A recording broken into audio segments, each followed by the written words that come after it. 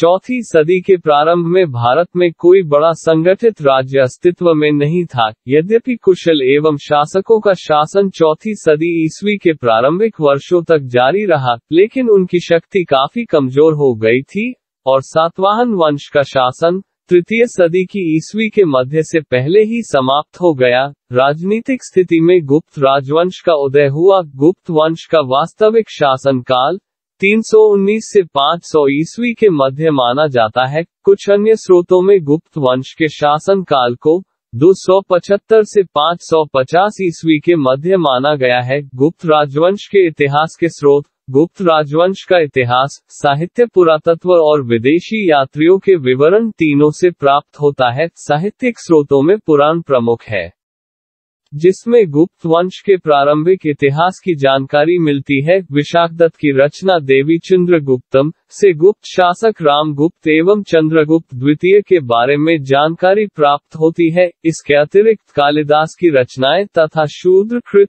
मृच्छकटिकम और वात्सायन कृत कामसूत्र से भी गुप्त काल की जानकारी मिलती है। विदेशी यात्रियों में चीनी यात्री फायान का नाम सर्व प्रमुख है, जो चंद्रगुप्त द्वितीय के शासनकाल में भारत आया था। उसने मध्य देश का वर्णन किया है। इसके अतिरिक्त चीनी यात्री ह्वेनसांग के विवरण से गुप्त काल की जानकारी प्राप्त होती है। ह्वेनसांग के विवरण से पता चलता है कि कुमारगुप्त ने नालंदा महाविहार की स्थापना करवाई थी। पुरातात्विक स्रोतों में अभिलेखों, सिक्कों और स्मारकों से गुप्त राजवंश के इतिहास का ज्ञान होता है। समुद्रगुप्त के प्रयाग स्तंभ लेख से उसके बारे में जानकारी प्राप्त होती है। चंद्रगुप्त द्वितीय के उदयगिरी गुहालेख से चंद्रगुप्त द्वितीय के साम्राज्य विजय का ज्ञान होता है। स्कंदगुप्त के भीतरी अभिलेख से आक्रमण के बारे में गुप्त राजवंश का प्रथम शासक श्रीगुप्त था। श्रीगुप्त के बाद उसका पुत्र घटोत्कच गुप्त वंश का दूसरा शासक हुआ। इन दोनों शासकों ने लगभग 319 से 320 ईस्वी तक शासन किया। चंद्रगुप्त प्रथम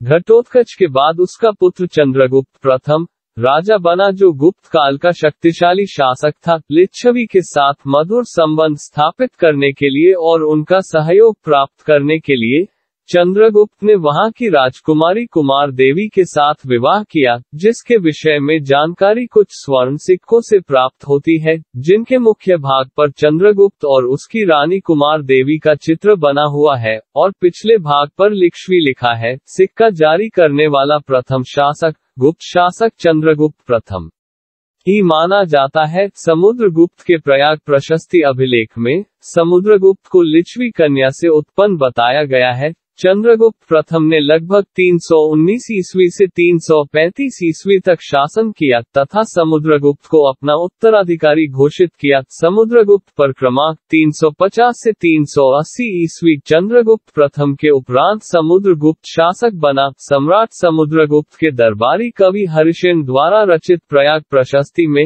चंद्रगुप्त प्रथम द्वारा समुद्रगुप्त को भरी सभा में राज्य प्रदान करने का वर्णन है। समुद्रगुप्त चंद्रगुप्त प्रथम ने संन्यास ग्रहण कर लिया। समुद्रगुप्त ने गुप्त साम्राज्य का विस्तार किया। गुप्त शक्ति के प्रसार एवं सुदृढ़ीकरण के लिए समुद्रगुप्त ने विजय की आक्रामक नीति अपनाई। इससे संबंधित जानकारी हरिसेन रचित प्रयाग प्रशस्ति से होती है। प्रयाग प्रशस्ति में उसे एक महान विजेता तथा संपूर्ण पृथ्वी की विजय करने वाला बताया गया है।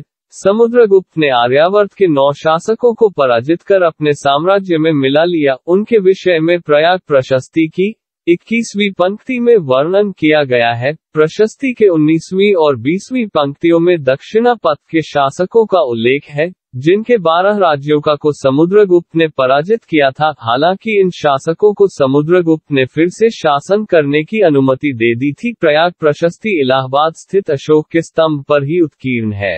समुद्रगुप्त का पूर्वी बंगाल के समृद्ध बंदरगाहों पर नियंत्रण स्थापित था। यहाँ का सुप्रसिद्ध बंदरगाह ताम्रलिप्ति था, जहाँ से मालवाहक जहाज मलय प्रायद्वीप, श्रीलंका, चीन तथा पूर्वी द्वीपों को नियमित रूप से जाया करते थे। स्थल मार्गों द्वारा भी यह क्षेत्र बंगाल तथा भारत के अन्य नगरों से जुड़ा हुआ था। इस प्रकार अपने साम्राज्य विजय के परिणामस्वरूप समुद्रगुप्त ने एक विशाल साम्राज्य की स्थापना की, जो उत्तर में हिमालय से लेकर दक्षिण में विंध्य पर्वत तक, तथा पूर्व में बंगाल की खाड़ी से लेकर पश्चिम में पूर्वी मालवा तक विस्तृत था। कश्मीर, पश्चिमी पंजाब, पश्चिमी राजपूताना, सिंध तथा गुजरात को छोड़कर समस्त उत्तर भारत इसमें सम्मिलित था। दक्षिण के शासक तथा पश्चिम उत्तर भारत की विदेशी शक्तियां उसकी अधीनता स्वीकार करती थी। इतिहासकार स्मिथ ने समुद्रगुप्त को भारतीय नेपोलियन कहा है।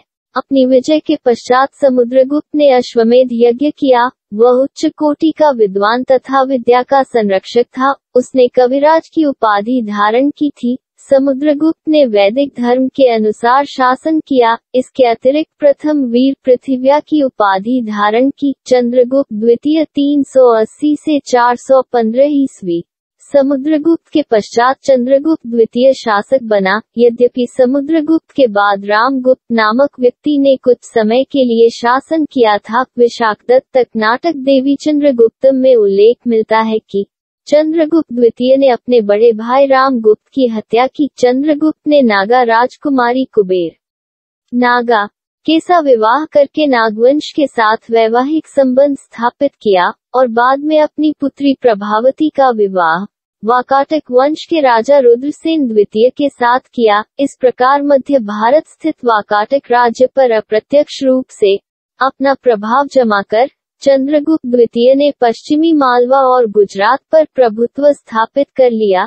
इस वजह से चंद्रगुप्त को पश्चिमी समुद्र तट मिल गया, जो व्यापार एवं वाणिज्य के लिए मशहूर था। इससे मालवा और उसका मुख्य नगर उज्जैन समृद्धि हुआ। चंद्रगुप्त द्वितीय ने उज्जैन को राजधानी बनाया। उसने पश्चिमी भारत के शकों को परास्त किया। रुद्र सिंह तृतीय चंद्रगुप्त का शक प्रतिद्वंदी था। संभवतः रुद्र सिंह तृतीय पर विजय के उपरांत ही चंद्रगुप्त ने विक्रमादित्य की उपाधि धारण की थी। इसके अतिरिक्त चंद्रगुप्त ने परम भागवत एवं देवगुप्त की उपाधि भी धारण की थी। चंद्रगुप्त द्वितीय विजेता के साथ साथ एक योग्य एवं कुशल प्रशासक भी था। चंद्रगुप्त द्वितीय के शासनकाल में भारत आया चीनी यात्री फायान उसके शासन की प्रशंसा करता है। चंद्रगुप्त द्वितीय स्वयं एक विद्वान था, विद्वानों का आश्रयदाता था। पाटलिपुत्र एवं उज्जैनी उसके शासनकाल में विद्या के प्रमुख केंद्र थे। उसके दरबार में 9 विद्वानों का एक समूह नवरत्न निवास करता था। इनमें कालिदास, धन्वंतरी, छपरा, शंकु, वेताल भट्ट, अमर सिंह, वाराहमिहिर तथा वरुचि जैसे विद्वान थे। इसके अतिरिक्त सिक्के जारी करने वाला प्रथम शासक गुप्त शासक चंद्रगुप्त द्वितीय था। इन रजत सिक्कों को रूप्यक या रूपक कहा जाता था। कुमारगुप्त प्रथम या महेंद्रादित्य चंद्रगुप्त द्वितीय का उत्तराधिकारी उसका पुत्र कुमारगुप्त हुआ। कुमारगुप्त के बिलसद अभिलेख, मंदसौर अभिलेख, कर्मदंडा अभिलेख आदि से इसके शासन काल के बारे में जानकारी प्राप्त होती है। कुमारगुप्त के अभिलेख विशाल क्षेत्र में फैले हुए हैं, जिससे स्पष्ट होता है कि उसका शासन पूर्व में मगध एवं बंगाल तक तथा पश्चिम में गुजरात तक फैला हुआ था। उसने अश्वमेध यज्ञ का आयोजन किया था। उसके शासन के अंतिम वर्षों में विदेशी आक्रमण हुए थे, जिनको उसके पुत्र स्कंदगुप्त के प्रयासों के फलस्वरूप रोका जा सका। स्कंदगुप्त कुमारगुप्त का उत्तराधिकारी बना और वह संभवतः गुप्त वंश का अंतिम शक्तिशाली शासक था। अपने साम्राज्य की स्थिति को मजबूत करने के लिए उसको पुष्यमित्र के साथ संघर्ष करना पड़ा। स्कंदगुप्त के समय हून आक्रमण